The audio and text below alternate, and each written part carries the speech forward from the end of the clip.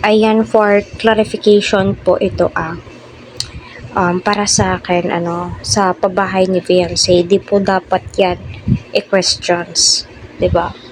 Online solicitations about doon sa pa-GCash, it depends naman po sa mga supporters kung magbibigay o hindi.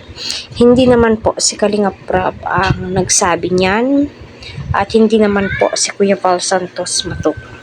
Nasa supporters po yan kung magbibigay o hindi, 'di ba?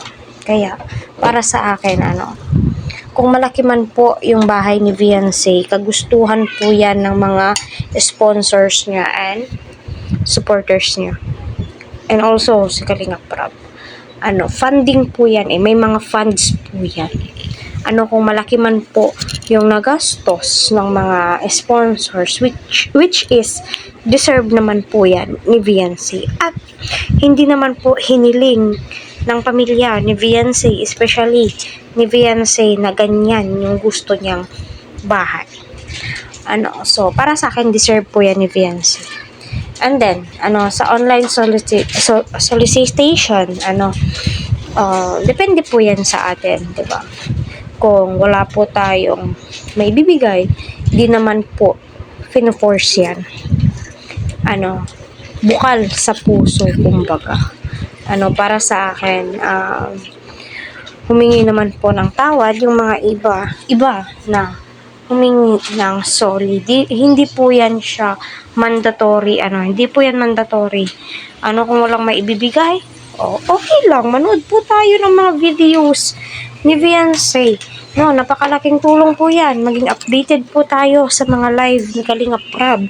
Kasi kapag updated ka sa live ni Kalinga Prab, kung naka-stay ka doon ng matagal hanggang matapos po yung live ni Kalinga Prab, malaking tulong po yun. Suportahan po natin yung ibang Kalingap serye. Kasi fans by fans po yan di ba? Kaya para sa akin, di naman po minamasama yung funding kasi, or yung GCash kasi isa pa, di naman po si Fiancé nag-announce niyan, at saka yung scouter po niya, ang gusto lamang po ni Dr. Love ay matapos yung bahay ni Fiancé, kasi kita naman po natin, di po basta-basta, napakalaking bahay, napakaganda. So kung sa gamit man lang po, di naman po problema, kasi halos may gamit naman po si Fiancé na ibinibigay po ng kanyang mga sponsors, and hindi po yan hahayaan ng mga sponsors na maubos yung funds ng kabahay para kay Fiancé. Di ba, kita nyo naman po, napakapulido, napakaganda. So never, at hindi po mangyayari na may stop po yung pabahay ni Fiancé, kasi may funds po yan si Kalinga Prab. Bali, yung mga sinasabi po doon sa video is announcement lamang po yun kung magkano na po yung nagastos ni Kalinga Prab sa pabahay para kay Fiancé. It's up po sa atin. Tayo po yung magdidesisyon kung magbibigay o hindi.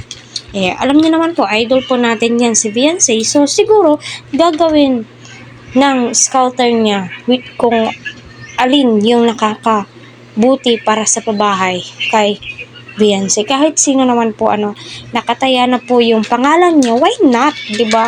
Kasi iniisip niya para kay Fiancé po yung ginagawa ko, kahit na alam po niya ikakasama, although din naman po ikakasama ni Kuya Val ito, kasi nga po wala naman pong hininging solicitation ang Kalingap aside po kay Dr. Love. Nasa sa atin naman po yun, di ba?